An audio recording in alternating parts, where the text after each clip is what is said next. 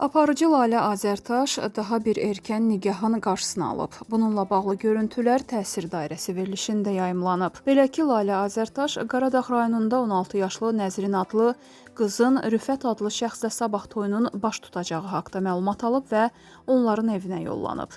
Qızın atası Elnur bəy toyun olacağını etiraf etməyib. 16 yaşlı Nəzrin isə Lalə Azərtaşla söhbətində sadəcə gəlinlik geyinib qayıdacam, bəy evinə köçməyəcəyəm. Ər evinə 2 il sonra gedəcəyəm. Rüfət bizim qonşumuzdur deyib.